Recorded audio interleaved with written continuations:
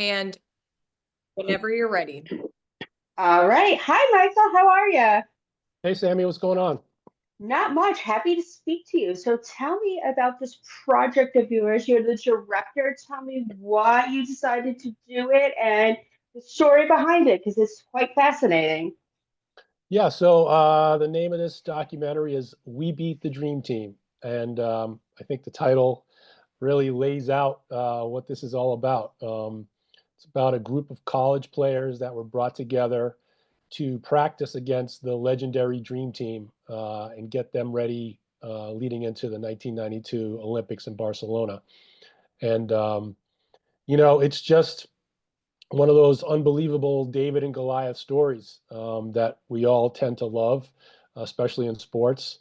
Um, it's a storyline that never fails, when you're able to explore one of those scenarios. And so once I knew we had this rare kind of mostly unseen footage of that infamous scrimmage, and then we were able to get the cooperation of all the players that were on that select team in 1992, I knew we had the makings of a really fun documentary.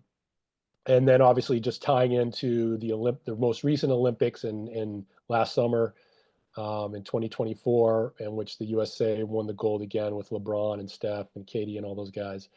We knew that the timing was great as well. So was super happy and feel blessed to be able to direct this.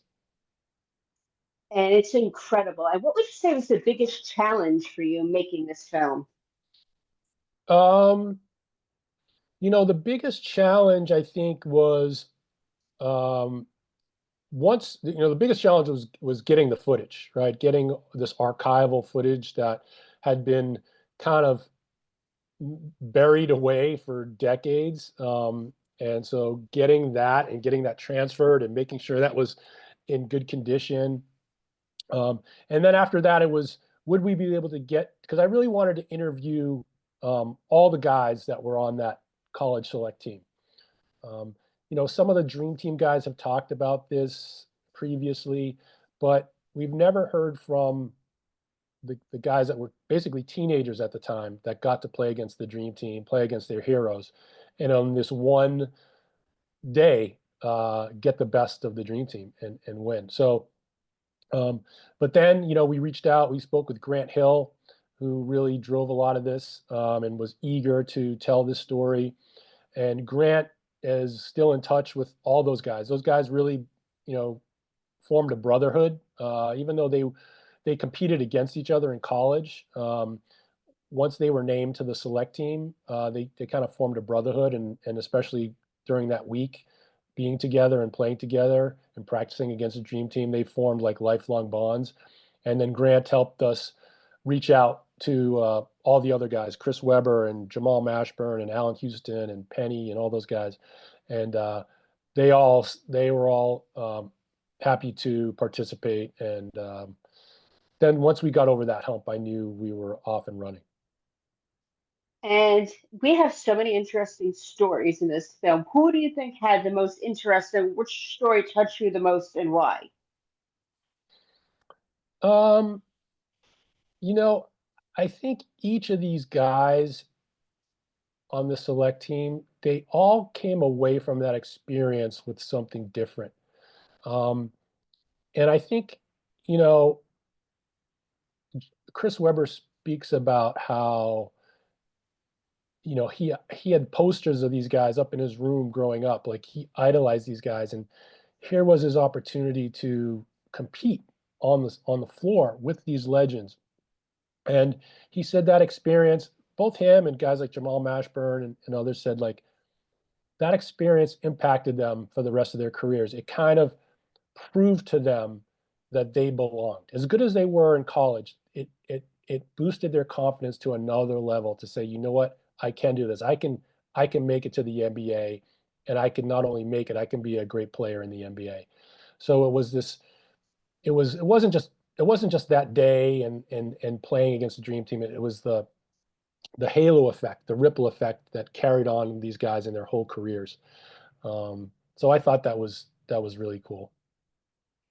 Yes, and I know you probably saw it. I remember seeing the Dream Team play when I was a little girl. I'm not telling you how many more years that was, that was, but I just want to know what was something unexpected. Like, was there something that you expect? I just kind of piggyback on what you just said. Was there something you expected someone to say, or a moment you expected someone to reflect on that you didn't hear about, or anything like that? Or was everything just basically what you expected everybody to say?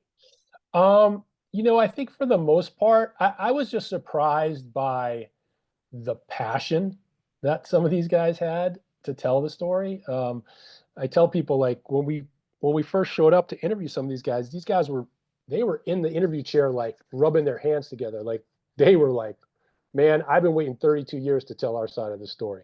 So just the passion and the emotion that these guys had to kind of set the record straight, at least from their point of view, that kind of surprised me. And when you get that type of motivation from people you're interviewing as a filmmaker, that's like you can't ask for anything more than that. So that was really, really neat.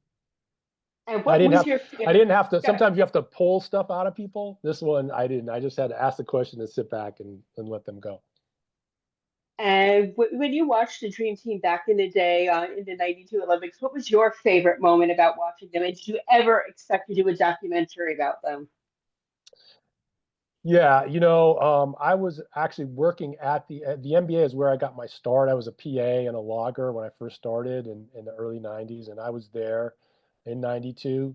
Um, so I don't think people can comprehend now, pro players are playing in the Olympics. It's been like that for years and years and years. But in 1992 was the very first time that they let NBA players compete in the Olympics. So there was this whole buzz around it to see Jordan and Bird and Magic, guys that were fierce competitors and opponents and probably even hated each other during their NBA careers, trying to beat each other.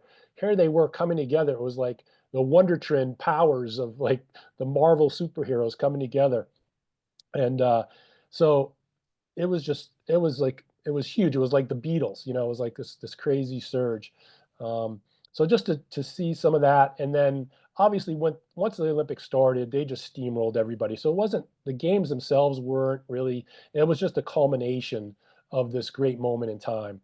And then I think they all talk about being up on that podium and getting the gold medal put around their necks because Michael Jordan had won a gold medal in '84, and I think Patrick Ewing, but Bird and Magic, they hadn't won one, and they didn't know if they were ever going to win one because they until that point pros couldn't play in the Olympics and they didn't get to play as college players. So it really meant a lot to those guys.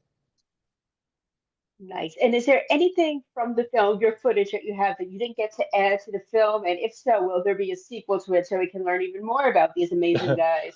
I don't know if there'll be a sequel. We really kind of initially I thought this would only be maybe a 20, 30-minute film, but as we got to interview these guys and saw the footage and heard all the different stories, we pretty much put everything in there. I will say a few little anecdotes here and there, but um, nothing that was critical to the main story.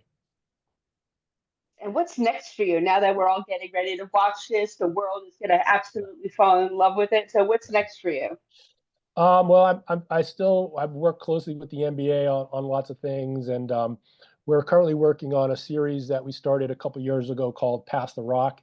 It's it's on the NBA app and on the NBA YouTube channel. It's basically a series of short documentaries on the next wave of NBA stars. Obviously, there's the OGs of Steph Curry and LeBron and Kevin Durant. Um, but there's this whole new wave of guys like Anthony Edwards and Jason Tatum and Luca, that are in their mid to early 20s. And so we're on season 3 of that right now, and that's really fun. There are these really short, like I said, 10 to 15 minute mini docs that kind of tell these guys' journeys, and you get to know these guys uh, off the court as well as on the court. So I encourage people to check those out. Nice. And are you still, have you ever played basketball? And if so, and if, I know you watch, obviously, do you have a team you root for, or are you just rooting for everybody? Yeah, well, I grew up just outside of Boston, Massachusetts, and so I'm a huge Boston fan, huge Celtics fan. So this past year was a thrill, obviously, when they won the championship. I did play in high school, but that was kind of the end of my career as an athlete. But I feel like I got the next best job. If I couldn't make it to the NBA, to be able to tell stories and make films about sports and basketball is the next best thing. So I feel very lucky. Nice. And one last question before I let you go. What's the biggest lesson you've learned from any of these players by interviewing them? Not necessarily about the game itself, but maybe something that they taught you throughout your interviews or something that made you really think. Yeah, I think, it just goes back to that, that whole gist of the whole story, the whole theme that, regardless of the odds you're up against when they seem impossible, if you're really prepared and you believe in yourself, that anything is possible, even when it seems impossible. So I think that's kind of a cool theme that people can take away from this, that kind of that David and Goliath story that we see doesn't always happen, but we do see it over time, and I think people can apply it to their own lives sometimes when things seem like impossible, or you just never know. Nice. Well, I am so immensely proud of you, Michael. You're amazing. And I can't wait to talk to you soon and see what your next project is. Thanks, Amy. I appreciate spreading the word. And yeah, this film in the days of a lot of dark news and heavy documentary themes and stories, this is a popcorn film. Grab your popcorn, sit back, and enjoy. It's a really fun, entertaining film. I hope people get to see it. Thank you so much and good luck with everything. I'll talk to you soon. All right, thanks, Amy. Thank you. Bye, guys. Thank you.